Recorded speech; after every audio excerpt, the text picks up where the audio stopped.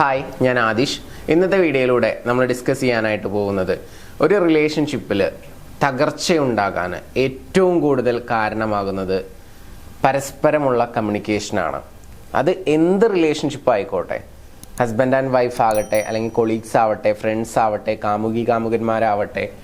അപ്പോൾ ആശയവിനിമയം നടത്തുന്ന സമയത്ത് നമ്മൾ ശ്രദ്ധിക്കേണ്ട 5 കാര്യങ്ങൾ. ഈ 5 കാര്യങ്ങൾ ശ്രദ്ധിച്ചാൽ തന്നെ നമുക്ക് അടിപൊളിയായിട്ട് ആ ഒരു റിലേഷൻഷിപ്പ് മുന്നോട്ട് കൊണ്ടുപോകാനായിട്ട് സാധിക്കും.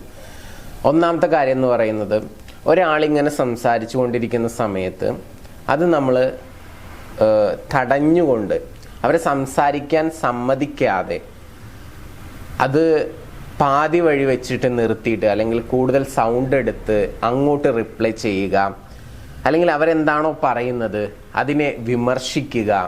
ഇങ്ങനെയുള്ള ഒരു മെത്തേഡ് ഉണ്ട്. അതിന് പറയുന്ന പേരാണ് ഡിഫെൻസീവ്നെസ് എന്ന് പറയുന്നത്. അപ്പോൾ ഇത്തരത്തിലുള്ള ഒരു ഡിഫെൻഡ് ചെയ്യുക എന്ന് പറയുന്ന ഒരു പ്രോസസ്സ് കമ്മ്യൂണിക്കേഷനിൽ ഭയങ്കര പ്രശ്നങ്ങളുണ്ടാക്കും. അപ്പോൾ അത് നിങ്ങളുടെ റിലേഷൻഷിപ്പിൽ ഉണ്ടോ ഇല്ലയോ എന്ന് പരിശോധിക്കുക. ഉണ്ടെങ്കിൽ ആ ഒരു ശീലം മാറ്റാൻ വേണ്ടിയിട്ട് ശ്രദ്ധിക്കുക. രണ്ടാമത്തെ ഒരു കാര്യം എന്ന് പറയുന്നത് assuming and jumping to something എന്നുള്ളതാണ്. അഥവാ ഒരാളിങ്ങനെ എന്തെങ്കിലും കാര്യം സംസാരിച്ചു കൊണ്ടിരിക്കുകയാണ്, അപ്പോൾ അത് അവർ പറഞ്ഞു തുടങ്ങിയിട്ടേ ഉണ്ടാവുള്ളൂ. അതിൻ്റെ ബാക്കി കൂടി പറയുമ്പോഴായിരിക്കും ചിലപ്പോൾ നമുക്ക് അവരെന്താണ് ഉദ്ദേശിച്ചത് എന്നതിനെ പറ്റിയിട്ടുള്ള ഒരു ക്ലാരിറ്റി കിട്ടുക. പക്ഷേ നമ്മൾ പറഞ്ഞു തുടങ്ങുമ്പോൾ തന്നെ അടുത്തത് ഇന്നതായിരിക്കും പറയാൻ പോകുന്നത് എന്നുള്ളത് നമ്മൾ മനസ്സിൽ കണ്ട് അസ്യൂം ചെയ്തുകൊണ്ട് നമ്മൾ വേറൊരു സബ്ജക്റ്റിലോട്ട് അങ്ങോട്ട് ചാടിയിട്ട് ആ കോൺവെർസേഷൻ ആകെ അങ്ങോട്ട് കൊളാക്കും. അങ്ങനെ ചില ആളുകളുണ്ട്. നീ തന്നെ ആയിരിക്കും പറയാൻ പോകുന്നത് എന്നുള്ള തെറ്റിദ്ധാരണയിൽ, അല്ലെങ്കിൽ നമ്മുടെ സങ്കല്പം അങ്ങനെ ആയതുകൊണ്ട് സംസാരിച്ചു പോകുന്ന പലതും വലിയ വലിയ പ്രശ്നങ്ങൾ ഉണ്ടാക്കാറുണ്ട് ഒരു റിലേഷൻഷിപ്പിൽ. അപ്പോൾ അതിനെ പറയുന്ന പേരെന്ന് പറയുന്നത് assuming and jumping to something എന്നുള്ളതാണ്. ഇനി അതുപോലെ തന്നെ അടുത്തതായിട്ട് പറയുന്നത് ക്രിട്ടിസൈസിങ് ആൻഡ് ബ്ലെയിമിങ് എന്നുള്ളതാണ്. അഥവാ ഒരു കാര്യത്തെ വിമർശിക്കുക. എന്ത് കാര്യമായിക്കോട്ടെ, ഓരോരുത്തർക്കും ഓരോരോ അഭിപ്രായങ്ങളുണ്ടാവാം, അല്ലെങ്കിൽ ഇഷ്ടമുള്ള കാര്യങ്ങൾ ചെയ്യുന്ന ആളുകളൊക്കെ ആയിരിക്കാം. അതിനെ വിമർശിക്കുക, അതുപോലെ തന്നെ എന്തെങ്കിലും ചെയ്യുന്ന കാര്യങ്ങളെ കുറ്റപ്പെടുത്തുക, ബ്ലെയിം ചെയ്യുക. ഇങ്ങനെയുള്ള കാര്യങ്ങളൊക്കെ ചെയ്യുമ്പോൾ അത് ഓപ്പോസിറ്റ് നിൽക്കുന്ന ആളുകൾക്ക് വേദനിക്കുന്നുണ്ടായിരിക്കും. അങ്ങനെ ഒരുപാട് സംഭവിക്കുമ്പോൾ ആ റിലേഷൻഷിപ്പിൽ ചെറിയ രീതിയിലുള്ള തകർച്ചകൾ ഉണ്ടാകാൻ സാധ്യതയുണ്ടെന്ന് ഓർമ്മപ്പെടുത്തുകയാണ്. അപ്പം അത്തരത്തിലുള്ള ശീലങ്ങളുണ്ടെങ്കിൽ ഒഴിവാക്കുക. ബ്ലെയിം ചെയ്യുന്നത് കുറക്കുക. മിസ്റ്റേക്കുകൾ പറഞ്ഞ് മനസ്സിലാക്കുക. എപ്പോഴും ഇങ്ങനെ ബ്ലെയിം ചെയ്യാതിരിക്കുക, ക്രിട്ടിസൈസ് ചെയ്യാതിരിക്കുക. പിന്നെ അടുത്തതായിട്ട് പറയുന്നത് സ്റ്റോൺ വാളിങ് ആൻഡ് അവോയ്ഡൻസ് എന്നുള്ളതാണ്. അവ എന്ത് പറഞ്ഞു കഴിഞ്ഞാലും കല്ല് പോലെ നിന്നുകൊണ്ട്, എന്താണ് അതിന് മലയാളത്തിൽ പറയാമെന്ന് എനിക്കറിയില്ല, നമ്മൾ അവിടെ സ്റ്റക്കായിട്ട് നിന്ന് ഇങ്ങനെ കേൾക്കുക. എന്തെന്നെ പറഞ്ഞാലും ഒരു കുലുക്കമില്ല എന്നൊക്കെ പറയുന്നത് കേട്ടിട്ടില്ലേ? ഒരു ചെവി കൂടി കേട്ടിട്ട് അടുത്ത ചെവിയിലൂടെ വിടുന്ന ഒരു സ്വഭാവം, ഒരു മാറ്റം ഉണ്ടാവില്ല.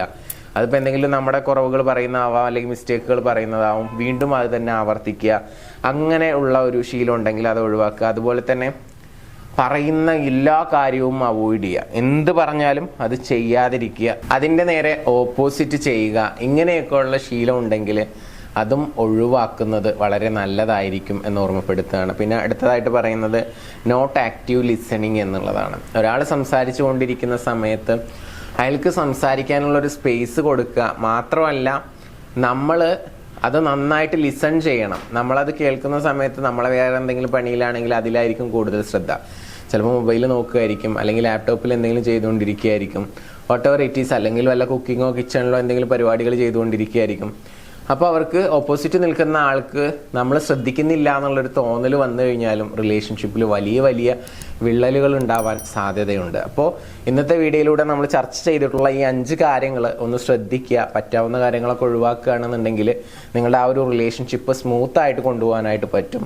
അപ്പോൾ ഇത് ഏത് റിലേഷൻഷിപ്പിലും നമുക്ക് അപ്ലൈ ചെയ്യാൻ പറ്റുന്ന കാര്യമാണ്. അപ്പോൾ എല്ലാവർക്കും യൂസ്ഫുൾ ആകും എന്ന് ഞാൻ വിചാരിക്കുന്നു. നിങ്ങൾക്ക് അങ്ങനെ തോന്നുമെങ്കിൽ നിങ്ങളുടെ സുഹൃത്തുക്കൾക്കൊക്കെ ഷെയർ ചെയ്ത് കൊടുക്കുക. നിങ്ങളുടെ റിലേഷൻഷിപ്പിൽ എന്തെങ്കിലും ഇഷ്യൂസോ പ്രയാസങ്ങളോ നിങ്ങൾ ഫേസ് ചെയ്യുന്നുണ്ടെങ്കിൽ, എൻ്റെ പേഴ്സണൽ കോച്ചിങ് ആവശ്യമുണ്ടെന്ന് തോന്നുന്നുണ്ടെങ്കിൽ മുകളിൽ കാണുന്ന നമ്പറിലോട്ട് വിളിക്കാവുന്നതാണ്. പുതിയ വീഡിയോ ആയിട്ട് നമുക്ക് വീണ്ടും കാണാം. Thank you. നമസ്തേ.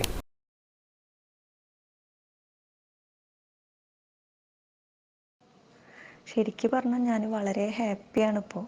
കാരണം ഞാൻ ഈ 2 ലവ് മാസ്റ്ററിയും റിലേഷൻഷിപ്പ് മാസ്റ്ററിയും അറ്റൻഡ് ചെയ്തിട്ട് എനിക്ക് പെട്ടെന്ന് തന്നെ റിസൾട്ട് കിട്ടിയിട്ടുണ്ട്. ഒരുപാടൊന്നും ഞാൻ വെയിറ്റ് ചെയ്യേണ്ടി വന്നിട്ടില്ല. പെട്ടെന്ന് റിസൾട്ട് കിട്ടി. അതും ഞാൻ അങ്ങോട്ട് പോകാണ്ട് ആൾ ഇങ്ങോട്ട് തന്നെ വന്നിട്ടാണ് പിണക്കം മാറ്റിയതും അതുപോലെ തന്നെ എൻ്റെ വൺ സൈഡ് ലവ് ആൾ മനസ്സിലാക്കിയിട്ട് എന്നോട് ഇങ്ങോട്ട് വന്നിട്ട് തന്നെയാണ് ഇഷ്ടമെന്ന് പറഞ്ഞത്. ഈ 2 കോഴ്സും അറ്റൻഡ് ചെയ്തതിന് ശേഷം എനിക്ക് പെട്ടെന്ന് റിസൾട്ട് കിട്ടിയിട്ടുണ്ട്. അതിന് ഞാനിപ്പോൾ അത്രയും ഹാപ്പിയാണ്, ഒരുപാട് ഹാപ്പിയാണ്. എങ്ങനെ നന്ദി പറയേണ്ടതെന്ന് എനിക്കറിയില്ല. ഒരുപാട് ഒരുപാട് ഒരുപാട് താങ്ക്സ് മാം.